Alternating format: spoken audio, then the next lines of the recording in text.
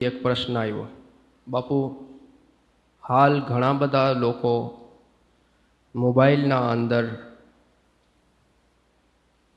તારીખ ઇતિહાસ જાણવા માટે થઈને ઘણી બધી વસ્તુઓ જોતા હોય છે.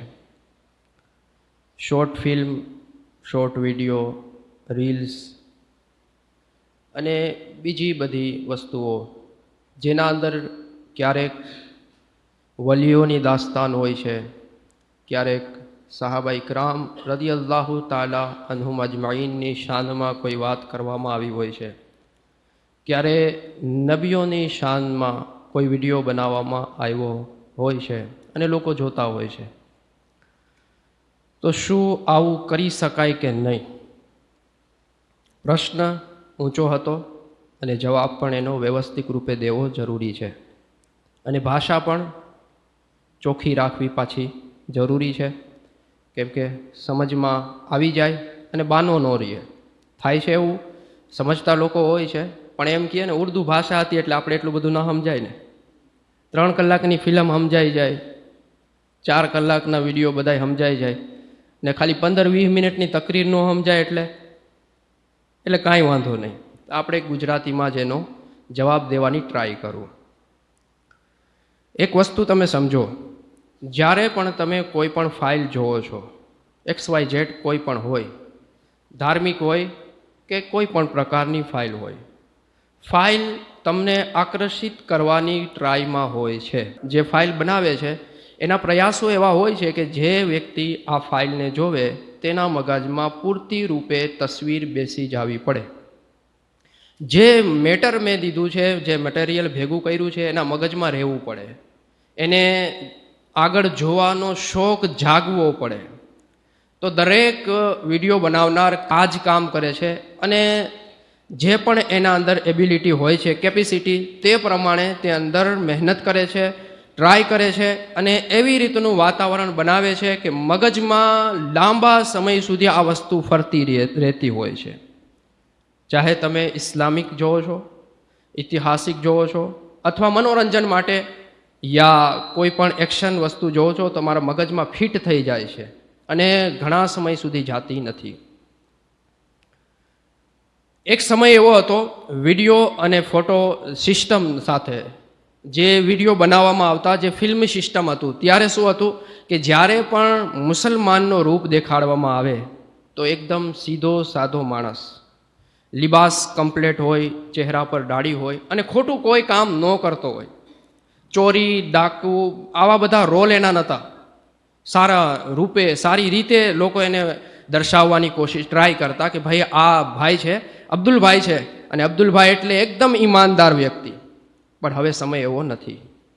હવે આવી રીતની વસ્તુઓ દેખાડવામાં આવે છે જેથી કરીને તમારી અને મારી તસવીર એક ગુંડા રૂપે, એક ચોર રૂપે, લૂંટફાટ કરનાર વ્યક્તિનો રૂપ ધારણ કરતો હોય એવો વિડીયો બને છે.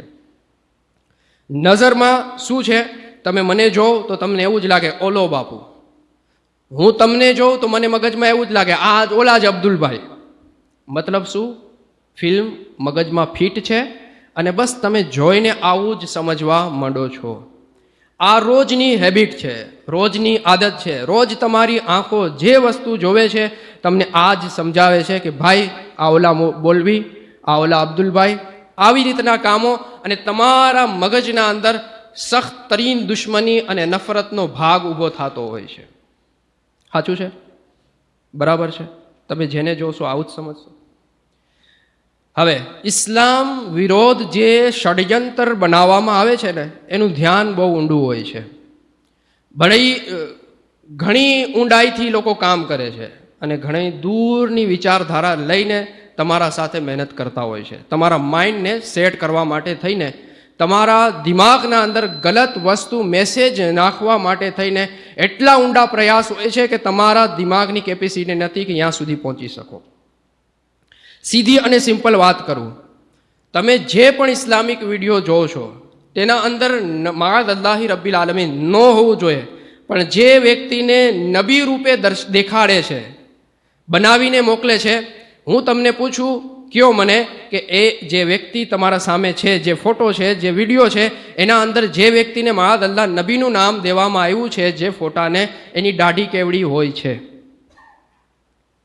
Simple cut, specialist, doctor Tahirwadi, fashionable, ફિલ્મી સ્ટાર ટાઈપ, વાતાવરણ મુજબ હોય છે કમ્પ્લીટલી. વાળ કેવા હોય છે તમને ખબર છે, એના શરીરના ઉપર લિબાસ કેવો દેખાડવામાં આવે છે, બસ બધી જ વસ્તુ તમે જોઈ લ્યો કે તમે જે ફિલ્મમાં કોઈ એક્ટરને જોતા હતા, બસ સેમ એવી કન્ડિશનમાં મહાદ અલ્લાહી રબ્બિલ આલમીન દેખાડવામાં આવે છે. કોઈ જંગી વસ્તુ, ઐતિહાસિક વસ્તુ બયાન દેખાડવામાં આવે છે તો ત્યાં તમે જો છો સહાબા ઇકરામ રદિયલ્લાહુ તાલા અન્હુમ અજમાઈન, જે વિડીયોમાં સેટઅપ કરીને દેખાડવામાં આવે છે કે આ સહાબા ઇકરામની જમાત છે, મહાદ અલ્લાહી રબ્બિલ આલમીન, હઝરતે બિલાલે હબશી, તો આપનો સીન કઈ રીતના દેખાડવામાં આવે છે તમે જો છો તો તમને મહાદ અલ્લાહ ન હોવું જોઈએ, પણ એક એવો ભયંકર સીન દેખાડવામાં આવે છે કે જેને દિલમાં એમ થાય કે યાર આવો પણ વ્યક્તિ હોય. હઝરતે ખાલિદ ઇબ્ન વલીદ, આપની જે તસવીર દેખાડવામાં આવે છે કઈ રૂપની હોય છે, આ બધું જ જોઈને તમને લાગે છે શું મગજના અંદર કઈ કેસેટ આવી? દાઢી કટ હાલશે, લિબાસ ગમે એવો પહેરી લેશો હાલશે, હાથને એક્શન આવી હોવી જોઈએ, આવું જીવન હોવું જોઈએ. આવી રીતના તમારા અંદર મગજમાં એક સ્ક્રિપ્ટ ફાઇલ તૈયાર થઈ જાય છે અને તમે પોતે પણ જે ફિલ્મના અંદર હીરોઝ હોય છે એવી રીતની જિંદગી જીવી અને તમે પોતાને સમજો છો કે હું આવી રીતનો મુસલમાન છું. બહુ મોટી મોટી દાવો, બહુ મોટી વસ્તુઓની વાત કરવી, બાકી જો તો પાછળથી કાંઈ નહીં. આ વિડીયોઝ જોવું હરામ છે, બનાવવું હરામ છે. જે લોકો બનાવનાર છે એમનો એક મકસદ છે કે આના કારણે લોકો ઇસ્લામથી દૂર થાય, આના કારણે મારું કામ થાય, મારા સબસ્ક્રાઈબર વધે, ફોલોવર્સ વધે, વ્યુઅર્સ મને મળે, મારા વોચ ટાઈમ પૂરા થાય. આવી રીતના આ લોકોના પ્રયાસ હોય છે અને તમારા ઈમાન માટે ખતરો બની જાય છે. બાકી તો સીધી સિમ્પલ વસ્તુ હતી. દર શુક્રવારે આલિમે દીન ખુદા વ રસૂલનું પેગામ આપે છે, પણ તમને એમાં ઇન્ટરેસ્ટ નહીં આવે, મજા જ નહીં આવે. કેમ કે આટલું બધું તો જે અંદર મેકઅપ સિસ્ટમ પોલિશ કરેલું હોય છે એવું તો દેખાડી જ નહીં શકે બિચારા. શું કરશે?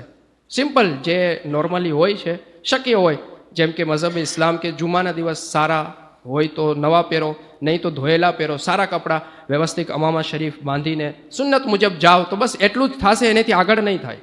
હવે તમે તો ઓલું જ બધું જોતા હો, કોણ ધ્યાન દેશે? કોઈ નહીં.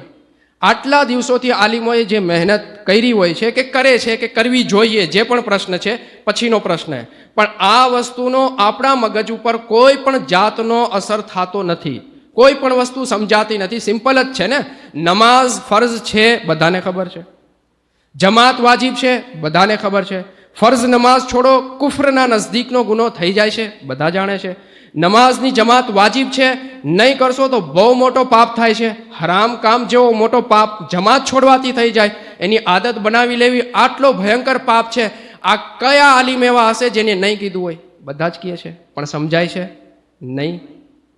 કેમ કે તમે તો ઓલી મૂવી જોઈને આવ્યા હતા, તમે તો ફિલ્મના અંદર જે જોઈને આવ્યા હતા, જે બનાવવામાં આવ્યું હતું એના અંદર તો શું ભાઈ, જે વ્યક્તિ બનાવનાર છે, વિડીયો બનાવનાર, એનો જે મકસદ હતો એના ઉપર એને ફોકસ કર્યું, તમને એને મન પડ્યું એવું દેખાડ્યું અને તમારા મગજમાં વાત આ ફિટ થઈ ગઈ છે અને તમને મઝહબ ઇસ્લામની હકીકત સમજાતી નથી. બનાવવું હરામ છે, જોવું પણ હરામ છે, નહીં તમને રજા નથી. જેમ બીજી ફિલ્મો જોવું હરામ છે, જે બીજી વસ્તુઓ જોવું હરામ છે, એવી જ રીતના આ પણ હરામ છે. એનાથી કોઈ ફાયદો નથી, તમારી ધાર્મિકતા એનાથી વધતી નથી, મઝહબી જ્ઞાન મળતું નથી. જોવું હોય તો કોઈ ઇસ્લામિક તકરીર સાંભળો, કોઈ મસાઇલ શીખવાની ટ્રાય કરો, જે પણ મઝહબી જરૂરત તમારી વ્યવસ્થિત રૂપે કાનૂનના દાયરામાં પૂરી થતી હોય એને જ તમે જોઈ શકો, બીજી વસ્તુને ન જોઈ શકો, દરેક વ્યક્તિને નહીં સાંભળી શકો. તમે કાયદેસર અકીદાના પાકા લોકો જે તમને મઝહબી રૂપે અકાઈદનો જે બાબ સમજાવી શકતા હોય અને પોતે અકાઈદ ઉપર અમલ કરતા હોય એને જ સાંભળી શકશો, બીજાને નહીં સાંભળી શકો. આ લોકો તમારા અકીદાને ખરાબ કરી નાખશે. મસાઇલ રૂપે જે કાયદેસર વાત કરી શકતા હોય, એના પાસે મસાઇલનું જ્ઞાન હોય અને તમને સારી રીતથી દઈ શકતા હોય તો મસાઇલ એનેથી સમજી શકશો, બીજાથી નહીં. મઝહબી જ્ઞાન આવા તેવા વ્યક્તિથી લેવાની ટ્રાય કરશો તો હેરાન થઈ જાશો અને નુકસાનમાં મુકાઈ જાશો. આ દજ્જાલ, મોબાઈલ ફોન, આવા ઘણા બધા કામો છે. સાચી દિશા તરફ તમને જવા દેતા નથી. આવી વસ્તુઓ પર ફાલતુ ટાઈમ બરબાદ કરવાથી કોઈ ફાયદો નથી. અને કલાકો તમે આના અંદર ફિલ્મ જોવો, short, reels, games, video games રહેશો તો તમને કાંઈ હાસિલ નહીં થાય. શું થશે? બીમારી, મગજ ફેલ, દિમાગ કામ નહીં કરે, સારા વિચાર ફેલ, તમારા અંદર સારા વિચાર નહીં આવે, ઈમાની જોશ, ઈમાની તાકાત બધું જ ફેલ, કોઈ વસ્તુ તમારા અંદર નહીં આવે. મોબાઈલની જ તમને આદત હશે. ઘણી વખત એવું થશે કે તમે ઘણી બધી વસ્તુઓથી કંટાળીને ઘણું બધું એવું જોવા માંડશો જે તમને શરીયત રૂપે સાફ શબ્દોમાં કહેવા આવે છે, હરામ છે, હરામ છે, હરામ છે. આવી વસ્તુઓ નજરથી ફરતી હોય છે, તમે જોતા હો છો. તમે જોતા બાળકો આજુબાજુ બેઠા હોય, તમને તો ન ખબર હોય, એ પણ જોવા મંડી જાય છે. માર્કેટના અંદર કેટલા મોટા આવા પાપો તમને જોવા મળે. સગીર વે છે, નાનું બાળક છે, પ્રેગ્નેન્ટ થઈ ગયા, આવી રીતની વસ્તુઓ તમને માર્કેટના અંદર જોવા મળે છે. આનું કારણ શું છે? આ દજ્જાલ. બીજાના ઘરના ન્યૂઝ જોઈને તમે પોતે ખુશ હો છો કે ના, અલ્લાહની મહેરબાની છે. સાચી વાત, અત્યાર સુધી મહેરબાની હોય ને તો તું પણ હવે સાવધાન, સમજી લેજે. આગળ વધવાનો સમય નથી. ઘરનું જ વિચાર અને પોતાના મોબાઈલ ફોનને કંટ્રોલમાં રાખ.